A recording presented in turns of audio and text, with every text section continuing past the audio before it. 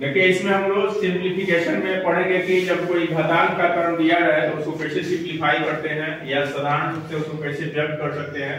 तो यहाँ पर हमने अभी जो बताया कि यदि आधार सेम हो लेकिन बेस सेम हो, आधार अलग अलग हो, यानी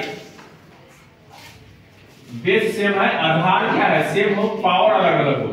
तो पावर का मतलब क्या समझ रहे हैं, जैसे यहाँ दिया है a का पावर m और भागा a का पावर n, तो यहाँ पर क्या है a सेम है यानी इसका आधार क्या है सेम है। जैसे हम यहाँ देख रहे हैं कि 7 का पावर 2 गुना 7 का पावर 4 गुना 7 का पावर तो इसमें आधार क्या है एक जैसा है, यहाँ भी 7 है, यहाँ भी 7 है और यहाँ भी 7 है, लेकिन पावर सबका क्या है अलग अलग है। तो इस रूप में यदि लिखना है तो हम इसको कैसे सॉल्व करेंगे, तो इसको साधारण रूप से यदि गुना कर दिया जाए तो गुना करके भी हम लोग क्या करेंगे सॉल्व करेंगे, कर सकते हैं। तो वह एक लंबा प्रोसेस हो जाएगा, तो हम लोग ऐसे नहीं करते हैं। इसका जो बेसिक कॉन्सेप्ट है उस तरह पर यहाँ पर हम काम करेंगे। तो हम यहाँ देख पाते हैं सर कि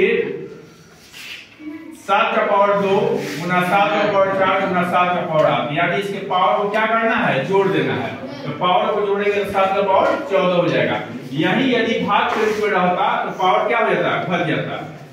यदि इसको हम क्या करेंगे सिंप्लीफाई करते हैं, पूरा गुना करके लिखते हैं, तभी आंसर क्या होगा इतना ही आएगा।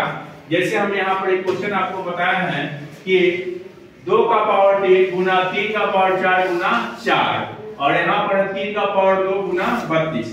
तो इसको सिंप्लीफाई करने के लिए सबसे पहले हमको देखना होगा कि यह जो है 2 का पावर 3 है और 3 का पावर 4 है और यहाँ पर 4 है, यहाँ पर 3 का पावर 2 है और 32 है।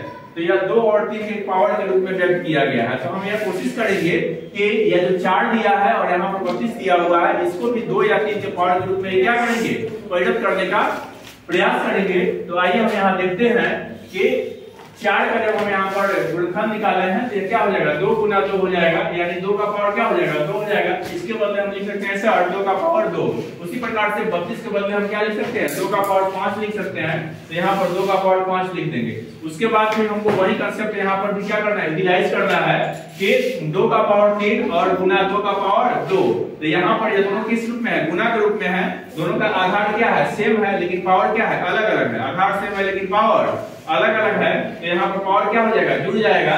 2 का पावर 3 गुना 2 का पावर 2, तो 3 जोड़ 2 5, 2 का पावर 5 इसके बदले लिख दिया, 3 का पावर 4 यहाँ लिख दिए, 3 का पावर 2 गुना 2 का पावर 5। अब देखिए यहाँ भी 2 का पावर 5 है और यहाँ भी 2 का पावर 5 है, क्या हो जाएगा कैंसिल हो जाएगा।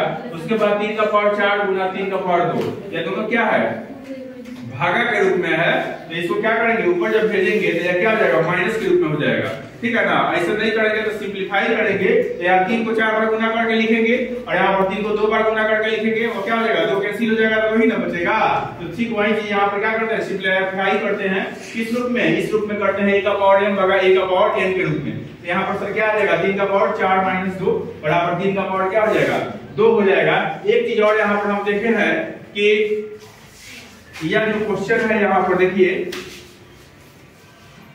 अभी तक हम लोग सीख रहे थे कि आधार क्या हो सेम हो लेकिन पावर क्या हो अलग अलग हो।